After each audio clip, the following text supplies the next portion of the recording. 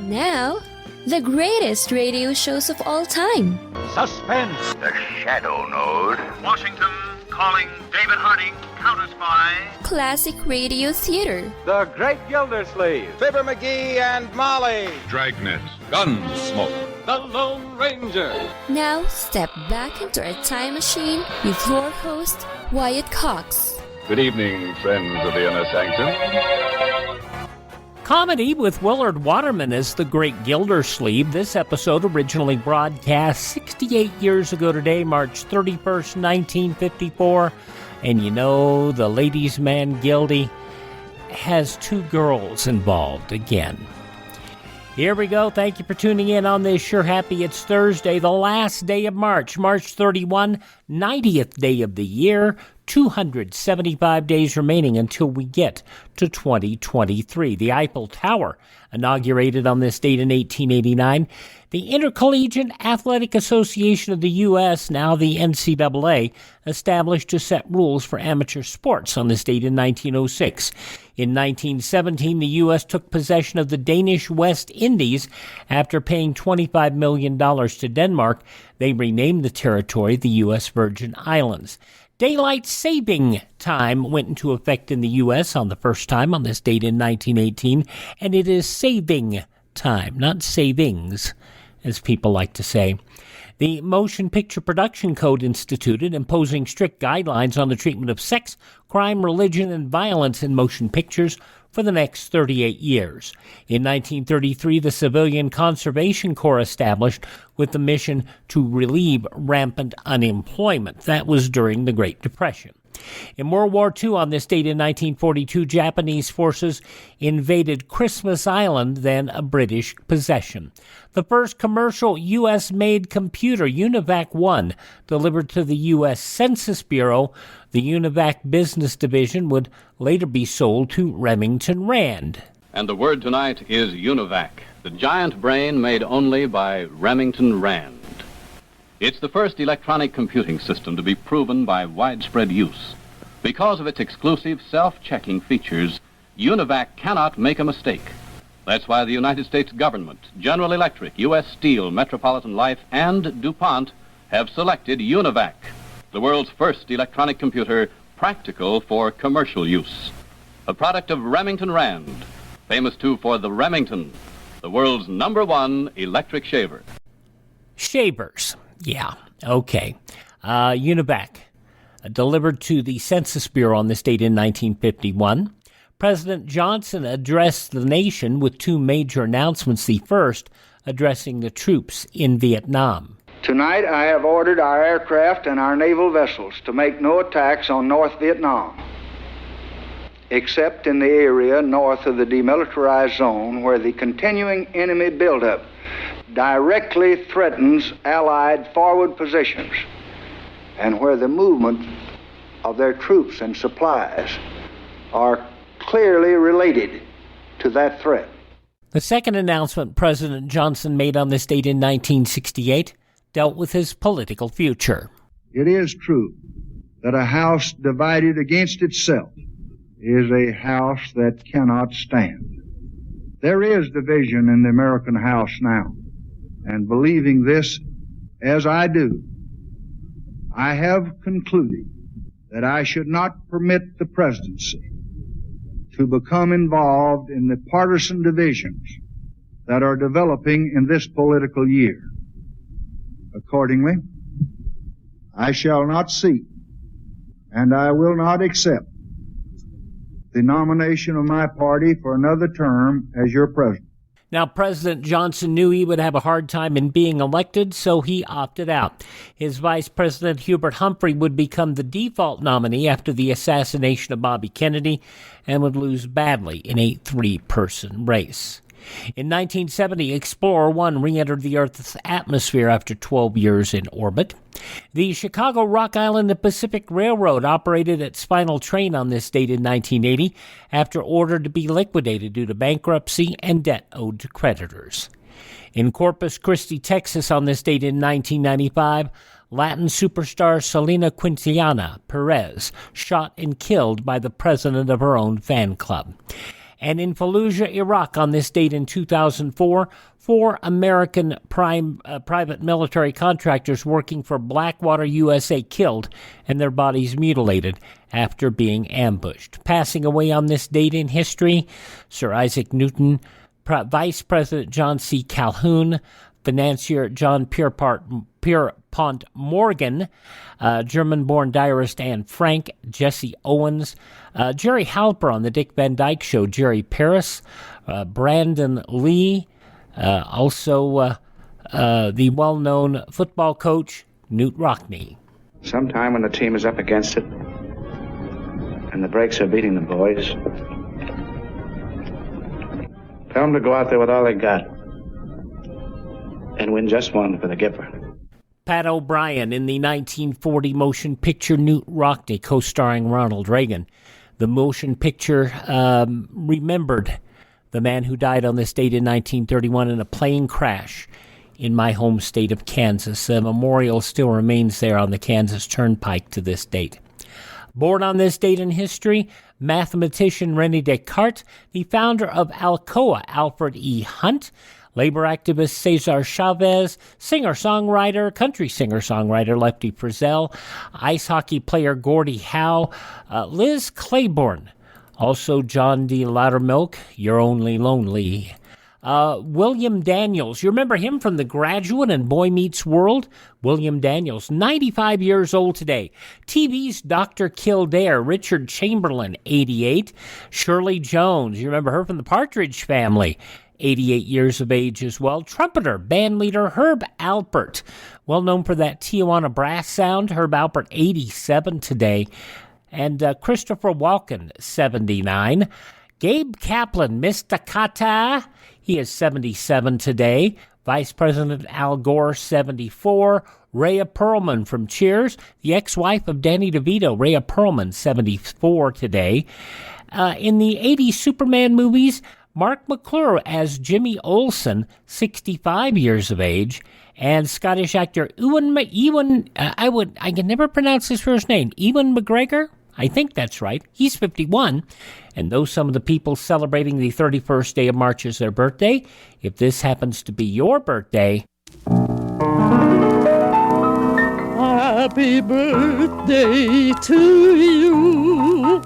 Happy birthday to you. Happy birthday, happy birthday. Happy birthday to you.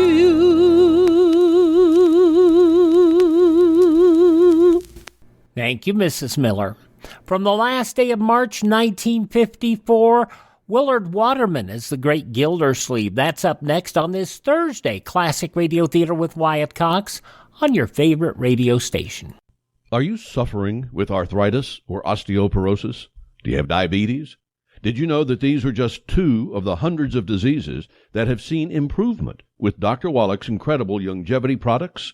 You can't get them at a health food store. The only way to get them is to call us at 800-214-0065.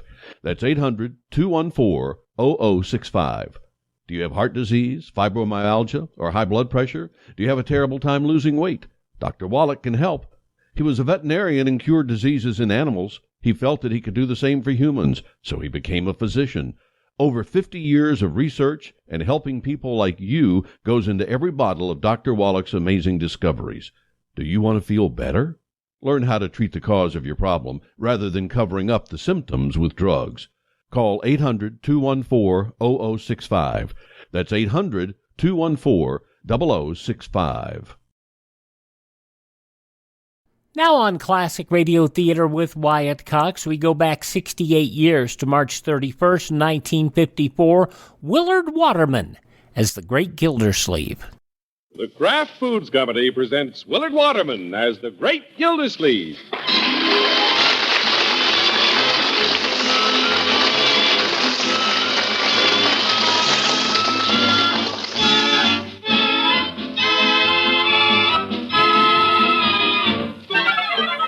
The Great Gildersleeve is brought to you, transcribed by the Kraft Foods Company.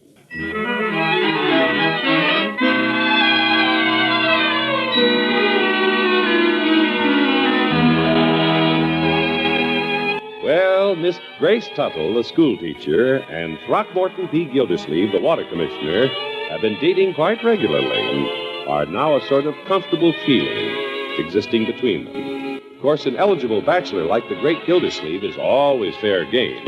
And today we find our pigeon helping Miss Tuttle shop at Hogan Brothers. I hope you're not tired waiting, Throckmorton. Oh, no. Go right ahead. Of course, if I were paying for all these packages, I'd be tired. Why don't you put them on the counter here while I go over to cosmetics? Good idea, Grace. You're sweet to spend so much time helping me today. Well, just remember, for every hour I spend with you today, you have to spend time and a half with me tonight. I won't be long. All righty. All right, George, I feel real domestic this morning. Out shopping with Grace. Uh-oh. There's Marie Olson, that new girl in town. She's cute. Yeah, but I don't want her to see me now. I better pick up these packages and hold them in front of my face. Oh, hello, Mr. Gildersleeve. Too late. Hello, Marie. It's nice to see you. Well, nice seeing you, too. I've been wondering what happened to you. Me? After our first date 2 weeks ago, you just disappeared. Poof. Oh, I'm still around. You weren't disappointed when you found out I was the sister of Clarence Olson, were you? No, indeed. Just that I've been busy and you've been busy. Yeah, I imagine. No, I haven't been so busy. No? After all, in a place the size of Summerfield, there isn't too much to do and not too many to do it with. Zeke. I wonder if she's going to talk until Grace comes back. You're uncomfortable, aren't you? Why don't you put down the packages while we talk? Well, it isn't the packages. I mean...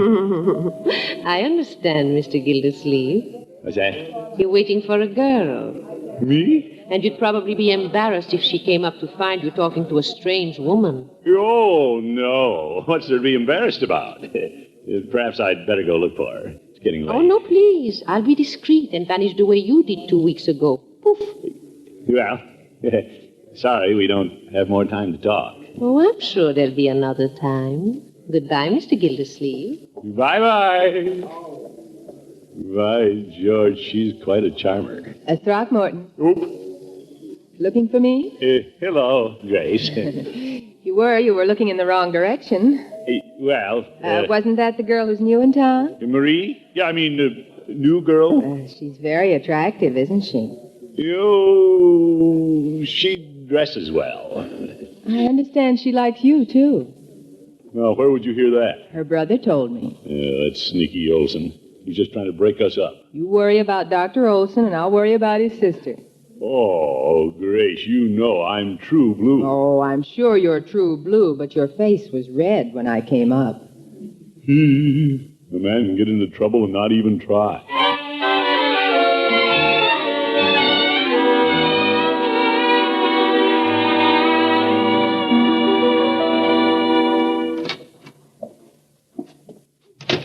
Hello, Bertie. David, Miss Gildersleeve. By George, it's good to be home. You have a hard day at the office? No, I spent most of the day in Hogan Brothers carrying packages. Yes.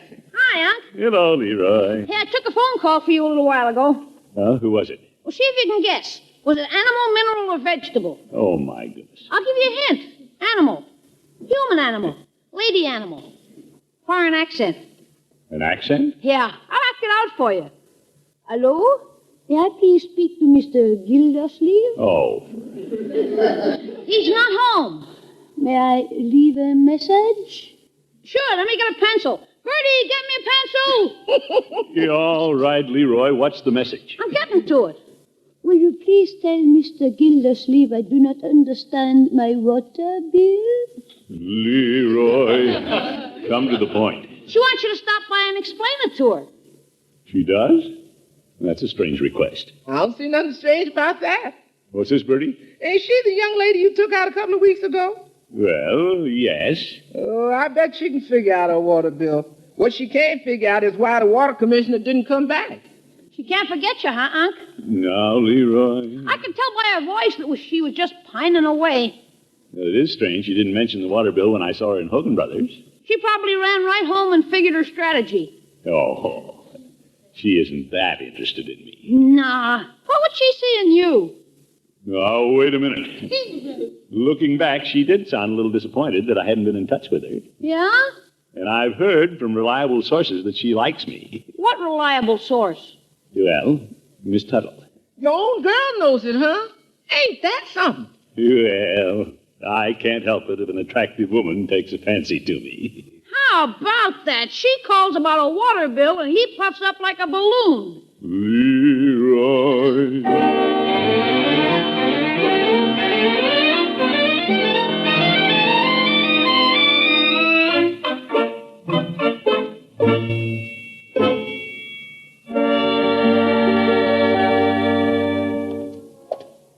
Now that I think about it, it's quite amusing the way Grace showed a little jealousy when she saw me talking to Marie in the store. Gildersleeve admitted you're dynamite. If I stop in Peavy's and light up a cigar, I wonder if I'll explode. Hello, Peavy. Hello, Mr. Gildersleeve. What can I do for you this morning? You can give me a cigar. Very well. You seem to be in a pretty good mood today. Things bubbling at the waterworks? As a matter of fact, I was about to call on a new customer. They give me one of those aromatic panatellas. My, you must be calling on a lady customer. Well, I don't mind telling you. It's Marie Olson. She invited me over to check her water bill. Well, she did. She wanted me to come by last night, but I was too smart for that. You call that smart? What? A Swedish accent and French perfume is a hard combination to resist in Summerfield. Oh, if she invited me over to check her water bill, I'd have to call the fire department to put me out.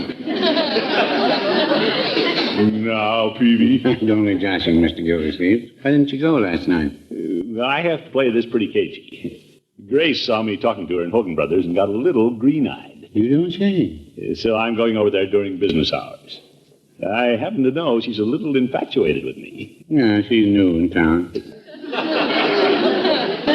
It's a compliment to me in a way, that I'm not going to let it go to my head. Oh, my, no. I'm going over there and explain the water bill and get out.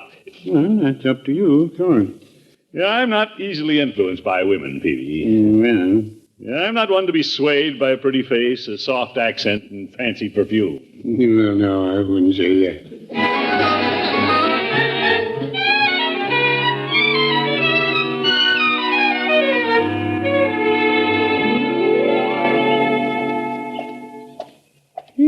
Spring's in the air, all right. Listen to those birds. Hello, little birdie. Yeah. Yeah, I told Marie I'd be here at 11 o'clock, and it's 5 minutes to. Shouldn't be early. Oh, well, what the heck. It's good public relations. Come in, Mr. Gildersleeve. Hello, Marie. Hope I'm not too early. Oh, I've been expecting you. May I take your hat? No, I'll just hold it. Can't stay. Have to get back to the office. Oh, I'm sorry. It shouldn't take long to clear up the water bill for you. Oh, that.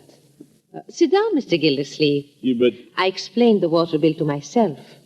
You did? Perhaps I should have called you and saved you the trip. Well... But I said to myself, a girl shouldn't keep calling a man. Mr. Gildersleeve might get the wrong idea. Oh, no. Of course, it's such a lovely day. Perhaps you enjoyed the walk over. Well, I was in a hurry. I came in the car. Oh, you businessmen. You don't take time to live. It's good to walk. I walked from the curb to your door. I even listened to the birds. You can learn much from the birds. I just fed them some breadcrumbs. Well, lucky birds. Come here to the window. I want to show them to you. Yeah? We can sit here on the love seat and watch them. Well, I have been standing up a lot today. I'll raise the window. Now, do you see that little bird on the rose trellis? Oh, yeah. Cute. Do you know what she's doing? She's flirting with the bird in the tree. Well. Now, he's pretending not to notice. He's playing hard to get, like a lot of men. Maybe he'd catch it from another bird if he paid too much attention. Nevertheless, she keeps trying. Now, you see? Now she's tempting him with crumbs. By George, she is. Why doesn't the big dunce go down and eat them?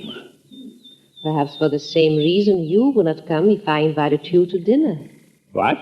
You see, I'm tempting you with crumbs.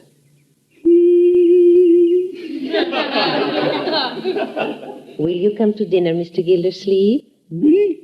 Well, Unless you've spoken for every night in the week. Nothing like that, but... I'm anxious to cook for someone. We'll have a leisurely continental dinner. I'll try to make you forget the water department and water bills and business cares. What night did you have in mind? Tonight. You should take a little time to live. Yeah, I'll be here. I'm no dunce like that bird up in the tree.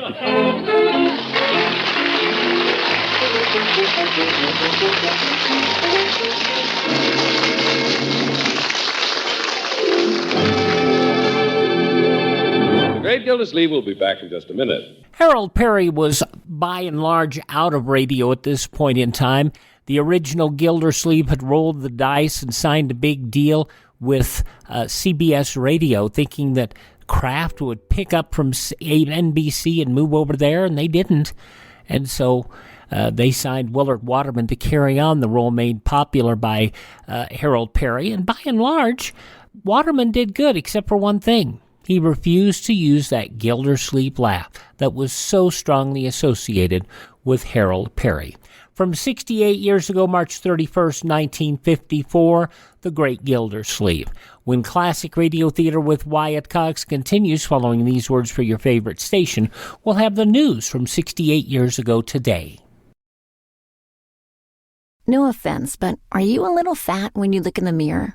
How would you like to learn the secrets to lose 3 to 5 pounds a week easily without joining the gym or going through any crazy diets? It's called Body Sculpt by Med Diet. For the last 2 decades, we've been helping people just like you that have pounds they want to shed. We've helped millions of people lose thousands and thousands of pounds over the years. And now it's your turn. Learn the secrets of how to lose weight with one simple phone call. You'll see an amazing difference in a matter of days. Don't believe us? We'll offer you a money-back guarantee. If you're ready to start losing weight right now, call right now to learn more about your risk-free order to Body Sculpt. Call for your risk-free offer. 800-738-5332. 800-738-5332. 800-738-5332. That's 800-738-5332.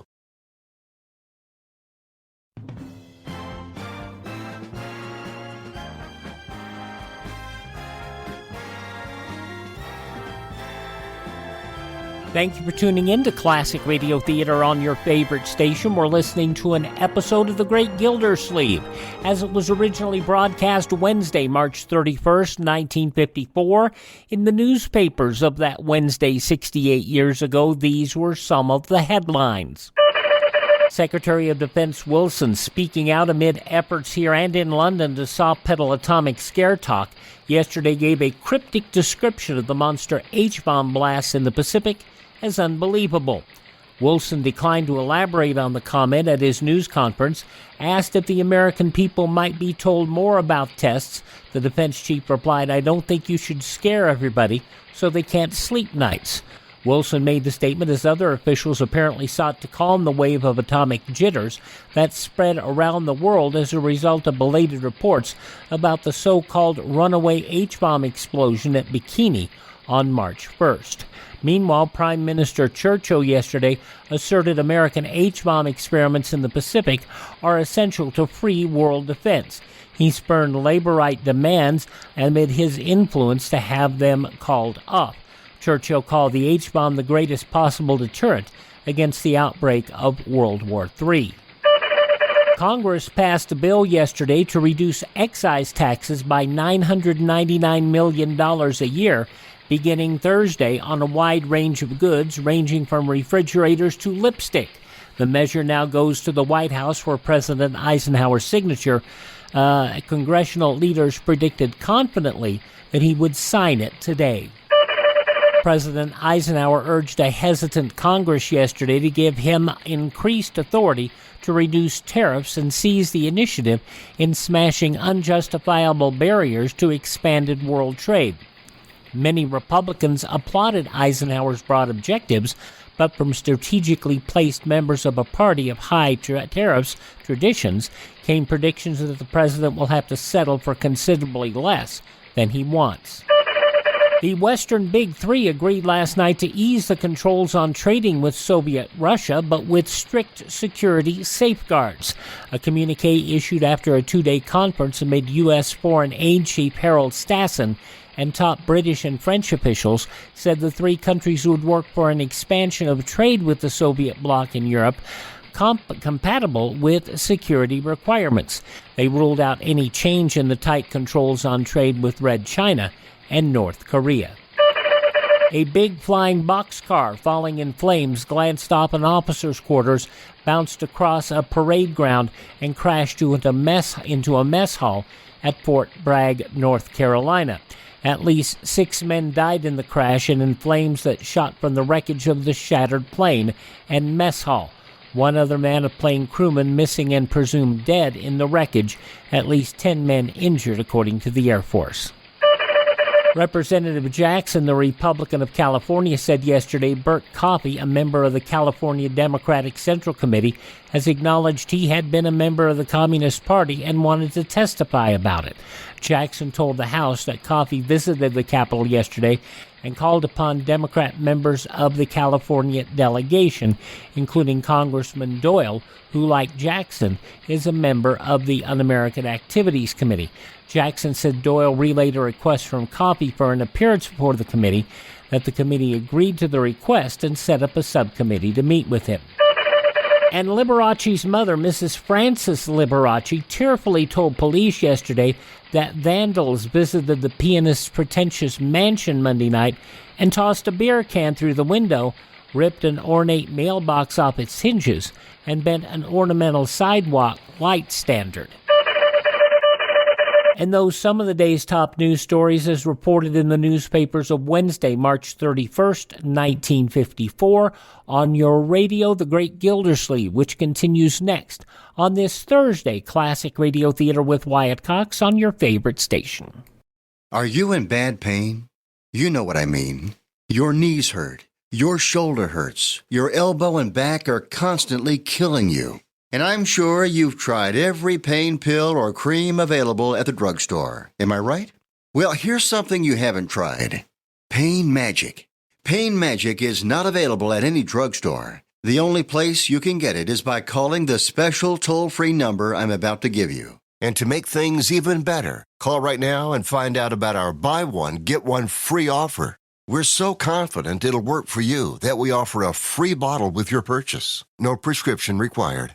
Call now to learn how you can get Pain Magic and get rid of your pain. Remember, your results may vary. 800-492-8164. 800-492-8164. 800-492-8164. That's 800-492-8164.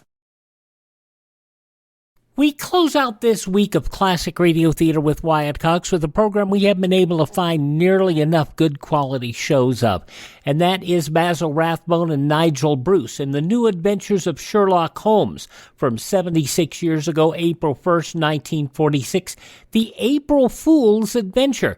A plan to play a practical joke on Sherlock Holmes succeeds, yet a valuable emerald is nonetheless stolen. An early case for a young detective, and the first round ever fought against the evil Dr. Moriarty. That's coming up on Friday's Classic Radio Theater, but let's wrap up the Great Gildersleeve's adventure from March 31st, 1954, Gildy and his dating issues.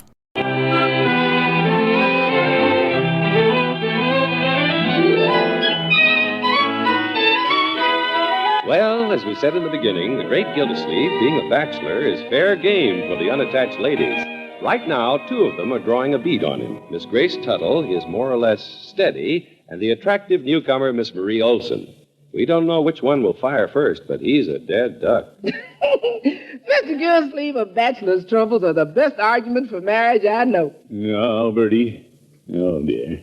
When I learn not to come home and tell the family everything. You kill me. Remember those good intentions he had, Bertie? He said, I'm just going to Miss Olson's to explain her water bill. Oh, Leroy. I know she likes me, but I'm true blue to Grace. Well, I meant it. But when I got over there, she was so cute, talking about the birds. No kidding. She was telling you about the birds and bees? just the birds, Leroy. A very sophisticated way of inviting me to dinner. All right, Bertie. I guess Miss Olson's accent got you, huh, Unc? No, not at all. Just that being with her is, well, an experience. It's like being in another world. Going to see a foreign movie. Oh, brother. Excuse me. Yes, Bertie. Somebody on the phone for you. Bad news. Oh? Miss Grace Tuttle's on the phone. Well, what's bad news about that? I don't know, but when you're going out with a new girl and your old girl calls, it sounds like bad news. Just nonsense. Just because I'm going over to Marie's. Hello, Grace. Throckmorton, are you trying to tease me? What's that? Did you say Marie just to upset me? Yes, I did. Well, I probably shouldn't have said anything yesterday when I saw you talking to her. Well, she just came up and started it. I understand. Just because you talk to her doesn't mean you're interested in her. Of course not. Not me. You can trust me, Grace. It hasn't entered my mind not to trust you. I just wanted you to know I was only teasing yesterday. Oh, well, there's a little tease in all of us. Now, what I called about, you were so nice to carry my packages yesterday. I'd like you to come to dinner.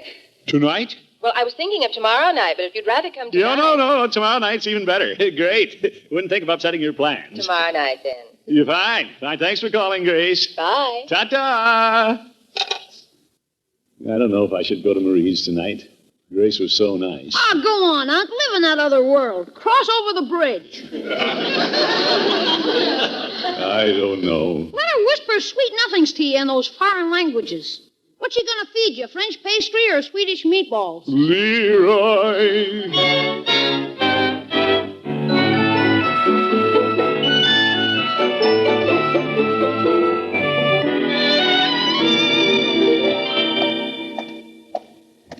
Being invited to dinner, I guess I should have brought Marie some flowers. By George, I don't want to give her any ideas.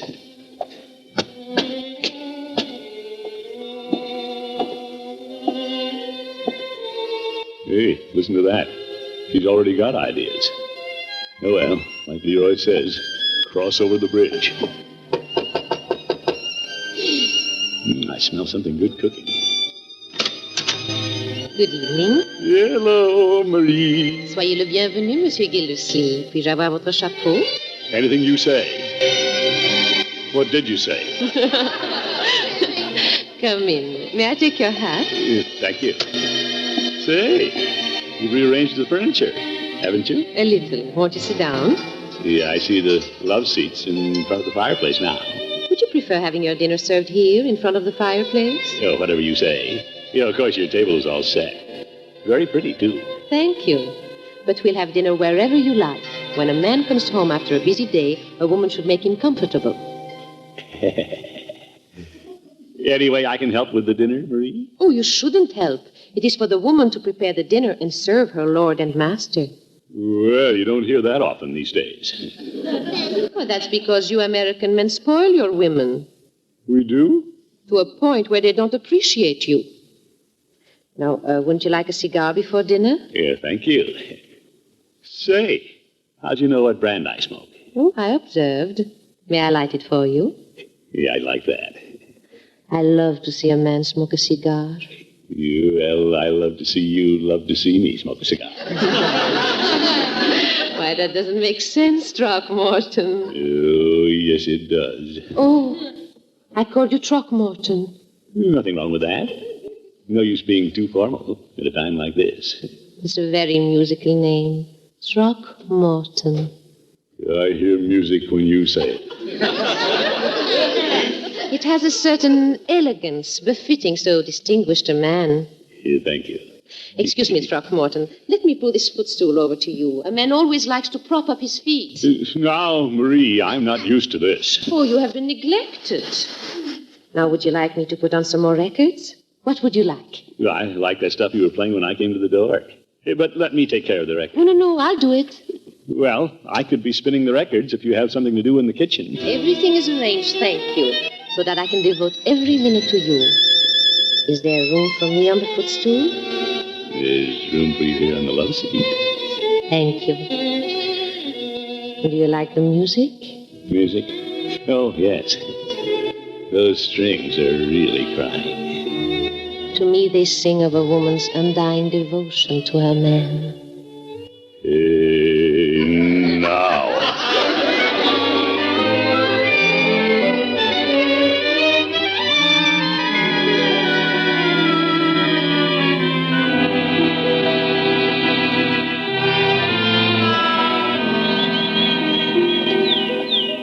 It seems to me I've heard birds sing ever since last night. Hello, Peavy. Hello, Mr. Gildersleeve. Peavy, I had quite an experience last night. You don't change. Marie Olson invited me over to dinner. Did she make you eat your water bill? We didn't talk about water, believe me. Never mind. Does this mean that you're transferring your affections from Miss Tuttle to Miss Olson? Oh, nothing like that, Peavy. Grace is still number one with me. In fact, I'm going there for dinner tonight. Mr. Gildersleeve, you have more fun than anybody. Well, I lived it up last night. Peavy, have you ever eaten canard sauvage à la presse? Not that I know of. What is it? That's roast pressed wild duck. The duck was pressed, you say? Yeah, and Marie knew just how to prepare it. Well, Mrs. Peavy presses my suits, but I don't think she's ever pressed a duck. Peavy, I couldn't lift a finger. She propped my feet in a hassock, played dinner music for me, lit my cigar. By George, I've never had so much attention. In fact, she said I was lord and master. Don't you believe that? Well, it's the old world idea, and I'm all for it. Like she said, American women don't appreciate their men. That should be pointed out to them. Well, I don't think I'll point it out to Mrs. Peavy. Well, when I go to Grace's tonight, I'm going to give her a couple of hints about how a man should be treated. Well, I'll see you later this evening, Peavy. I thought you were going to be with Miss Tuttle. Well, I am. But Marie was coming into a movie, and I promised I'd meet her here later. Mr. Gildersleeve, that duck must have been pretty wild. Well, I did get a little carried away. But what the heck? Grace doesn't like to stay up late. She has school tomorrow. You might say I'm having dinner with Grace and dessert with Marie. How does that sound? It sounds like I should lock up and go with you. See you later, Peavy.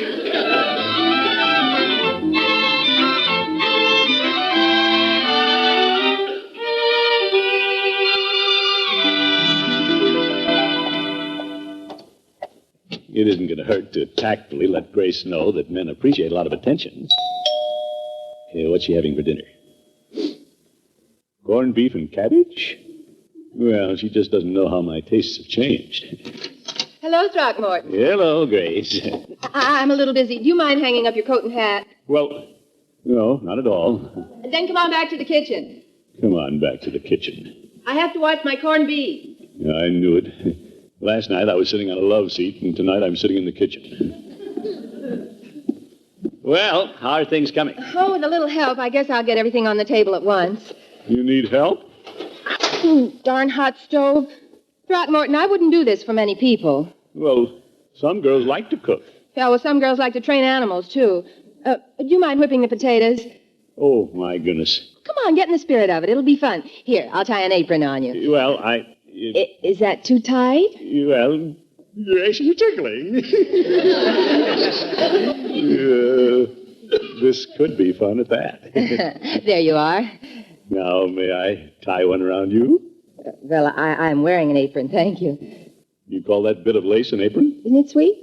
Yeah. Now, here's the bowl and here's the beater, so get busy. Well, Grace? Yes? Don't you think we could be a little leisurely about this? Dinner on the stove? Don't be silly. So we eat dinner a little late. They do it all the time in Europe. We could go into the parlor, sit down, and listen to some music. I have a little radio right here in the kitchen. Do we have to listen in the kitchen? Why not? There's always something good on this station. Can't you find something with violins? Throckmorton, you're so stuffy this evening. But may I have this dance? Well, I've never danced in an apron before, but what the heck? You know, you're a lot of fun. Yeah, I am. Let's dance out of the kitchen. All right. You know, I was thinking before you came how well we get along. We don't have to be so formal. We both like the same things. Well, I'm beginning to like this.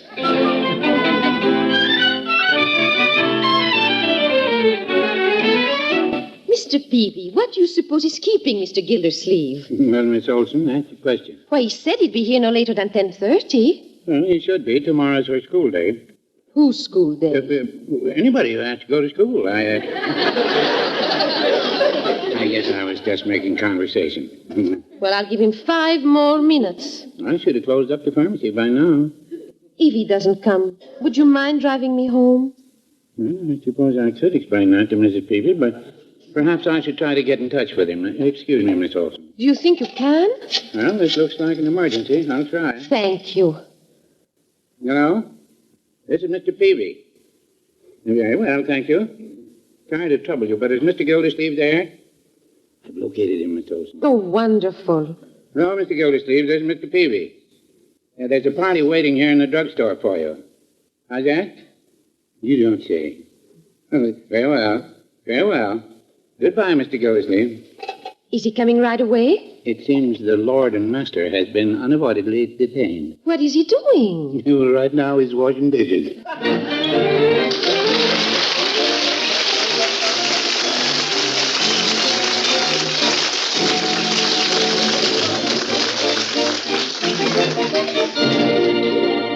Good morning, Bertie. Morning, Miss Gildersleeve. I got your breakfast ready. Well, first, where's that bottle of hand lotion Marjorie left over here?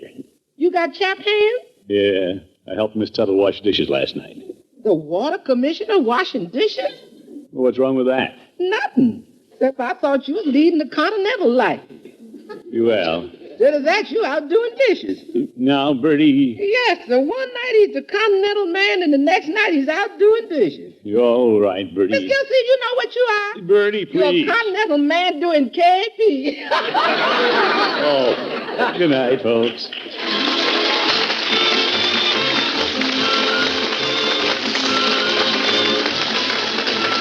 The Great Gildersleeve is played by Willard Waterman and is an NBC Radio Network production. The show is written by John Elliott and Andy White and is transcribed. Included in the cast are Walter Tetley, Lillian Randolph, Mary Shipp, Gladys Holland, and Dick LeGrand. Musical compositions by Jack Meekin. This is John Heaston saying goodnight for the Kraft Foods Company, makers of the famous line of Kraft quality food products. Be sure to listen in next week and every week for the further adventures of the Great Gildersleeve. The Gildersleeve character was a delight, whether it was Willard Waterman or Hal Perry. They both did a good job. I particularly preferred Harold Perry, but Willard Waterman's characterizations are good, too. Great Gildersleeve, March 31st, 1954 on Classic Radio Theater with Wyatt Cox. Please take a moment to thank this radio station and support their advertisers. It is their kindness and courtesy that allows us to be with you each and every time we roll around here on a Thursday here on your favorite station. And would you also, if you miss a day on this station, you do not have to miss a single show. You can find us through iHeartRadio or Spotify or Spreaker or TuneIn, Apple Podcasts, Google Podcast, or Amazon. Just search for Classic Radio Theater with Wyatt Cox. That's Classic Radio Theater with Wyatt Cox. And don't forget my webpage. You can hear the shows there too at classicradio.stream. You can stream our shows on demand, learn more about classic radio collecting, and you can contact me there. Find all our social media links as well. classicradio.stream. Have a great day. Tell all your friends. The great radio shows are right here at this spot on the dial. Classic Radio Theater with Wyatt Cox on your favorite radio station.